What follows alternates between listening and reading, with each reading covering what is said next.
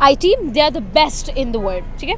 तो कितनी सारी चीज़ें हैं, कितनी सारे लिस्ट है जिसमें हम लोग प्रॉपरली नाम ले सकते हैं इस चीज़ का, और प्रॉपरली हम लोग कह सकते हैं yes they have achieved it.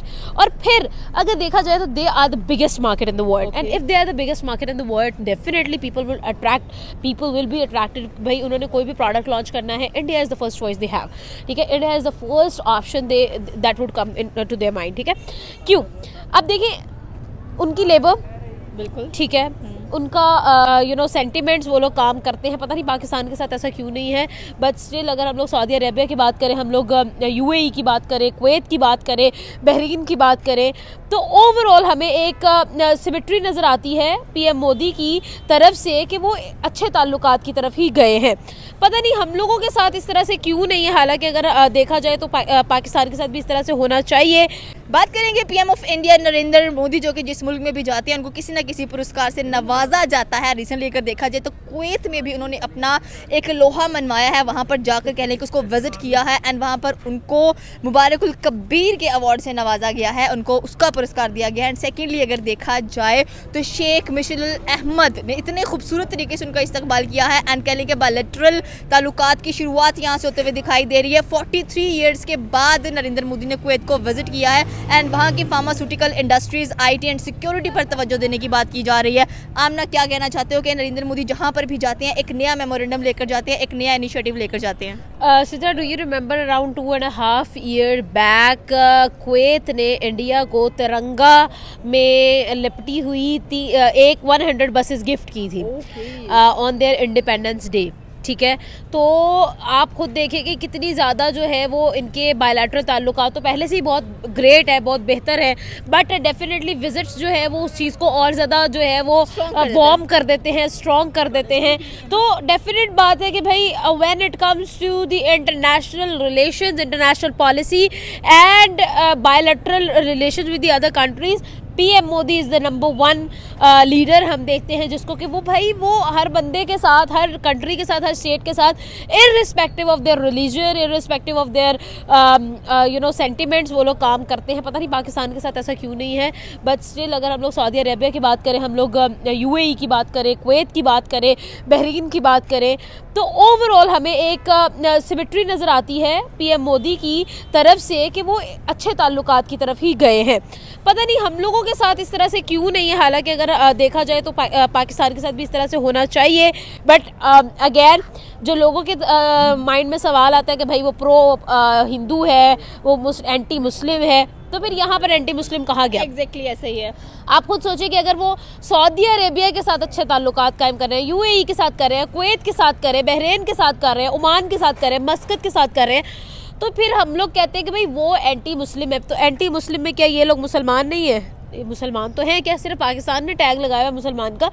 तो यार देखो, किसी भी स्टेट का ना कोई दिल होता है, ना कोई मजहब होता है, ना ही उनके कोई सेंटिमेंट्स होते हैं, लेकिन अगैन हम लोग देखते हैं कि भाई हमारा जो फॉरेन पॉलिसी वो सेंटिमेंट्स पर बेस कर रहा है, लेकिन PM मोदी का फैक्ट्स पर बेस कर रहा है। और इन्हीं फैक्ट्स के मद्देनज़र कितनी बड़ी रिकग्निशन दी गई उनको कुवैत के अंदर, उनका वेलकम किया गया, और जिस तरह से वेलकम किया शेख साहब ने वो सब ने देखा, ठीक है।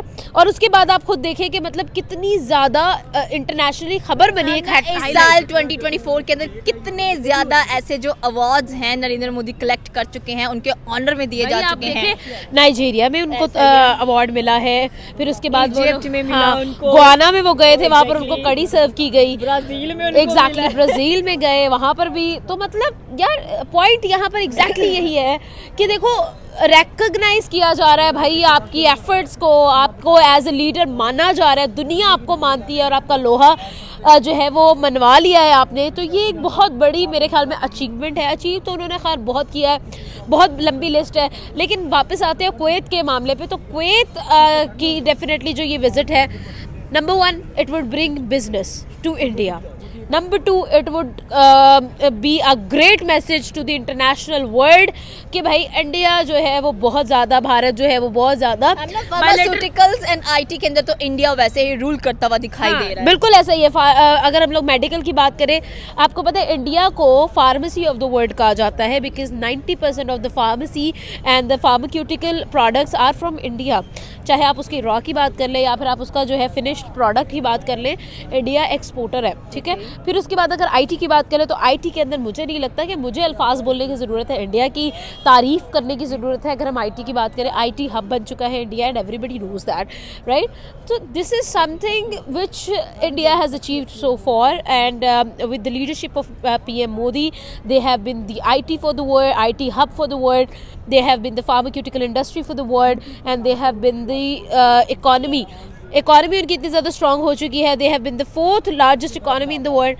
कितनी सारी अचीवमेंट्स हैं, हम लोग अगर काउंट करने को आएंगे तो सर्दी बहुत ज़्यादा लग जाएगी हमें। एग्जैक्टली ऐसे ही हमें 2025 के अंदर और कितना कुछ देखने को बाकी है इंडिया की तरफ से, बिकॉज पाकिस्तान तो वहीं पे वहीं जैसे स्टेगनेंट वाटर हो जाता है, हिलता ही नहीं है, एक ही जगह पर खड़े होकर बदबू मारता रहता है, हमारा वही हिसाब किताब नजर आ रहा है। But India is like a moving water, fresh water नजर आ रहा है। यार सी 2024 इज अबाउट टू एंड, और मेरे ख्याल में जो 2024 में इंडिया ने अचीव किया है, it is remarkable and matchless and unparalleled, right. और अब अगर हम लोग थोड़ा सा आगे चले जाए 2025 में, तो यूएस की तरफ से ऑलरेडी जो है वो एक लिस्ट जारी कर दी गई है जिसमें great powers of the world of 2025 जो है वो नज़र आ चुकी हैं। आपने डेफिनेटली ये खबर देख ली होगी, तो उसमें इंडिया इज़ नंबर 5। तो इंडिया इन्फ्लुएंस रखता है पूरी दुनिया में, 5वां बड़ा मुल्क है ऐसा जिसका पूरी दुनिया के अंदर इन्फ्लुएंस है। ये कोई छोटी बात नहीं है, ठीक है। पूरी दुनिया के अंदर फ्रंट से लीड करना और वहाँ पर जाकर अपना लोहा बनवा लेना, इवन के यूएस पॉइंट ऑफ व्यू में भी एक जो है ना वो एक सिग्निफिकेंस रखना, it is something very great to achieve.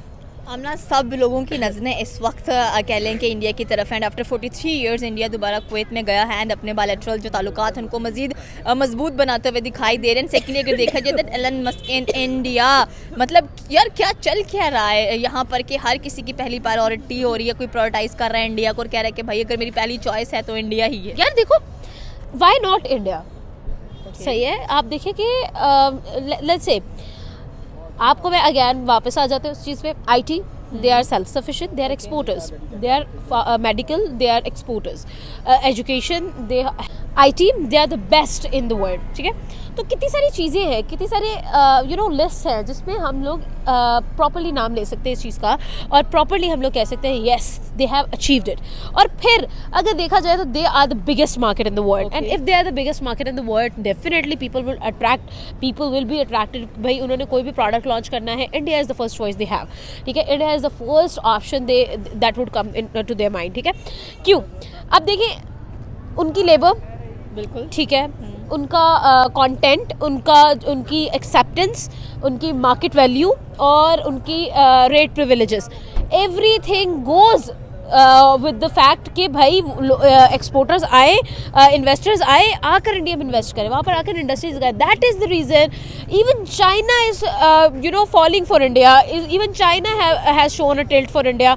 तो ये सब कुछ चीज़ें हैं जिसकी वजह से देखिए हम लोग हमेशा कहते हैं भाई हमारी आबादी बहुत ज़्यादा है, that is a big challenge for us, but India ने अपना वही चैलेंज जो है अपने लिए एक मजबूत जो है ना वो पिलर क्रिएट कर दिया हुआ है। आबादी के लिहाज से हमारी 25 करोड़ है, हमसे वो नहीं सुलझ पा रही। उन्होंने आपने जैसे कि बात की कि 1.5 बिलियन उनकी आबादी है and they were just handling that thing इतने खूबसूरत तरीके से कि लोगों को फ़र्क नहीं पड़ रहा कि क्या चल रहा है क्या नहीं हो रहा है। India right, they have turn their weakness into their strength, ठीक है। अब जो आबादी उनके लिए एक वबाले जान थी, उनके लिए पॉवर्टी रेट ज़्यादा था, उनके लिए अनएम्प्लॉयमेंट रेट ज़्यादा था, उनके लिए लिटरेसी रेट का मसला हो रहा था, ये सारा कुछ ज़्यादा था। वहाँ पर इन लोगों ने क्या किया, उसी चीज़ को as a labour, as employees use करना स्टार्ट कर दिया। उससे ये हुआ उनके लिए जी एम्प्लॉयमेंट क्रिएट हो गई, इन्वेस्टर्स वहाँ पर आना शुरू हो गए, उनकी मार्केट इंक्रीज़ हो गई, वहाँ पर लोग कमाना शुरू हो गए, poverty rate goes down, employment rate goes up and the literacy obviously. IIT एक ऐसा नाम है जो पूरी दुनिया के अंदर इतना ज़्यादा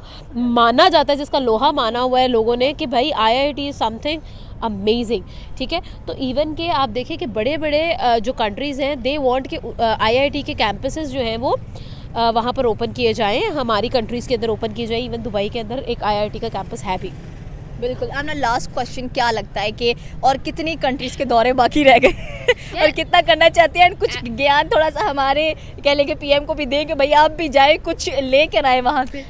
As far as I know about or I have read about the foreign policy of India and about the leadership of India, India has gone so far away. ठीक है, अब आप देखें कि at the same time ऐसी कोई country मुझे नहीं नज़र आती जिसके रशिया के साथ भी बेहतरीन ताल्लुकात हो, चाइना के साथ भी बेहतरीन ताल्लुकात हो, and on the same page US के साथ भी बेहतरीन ताल्लुकात हो, and every one of them wants them.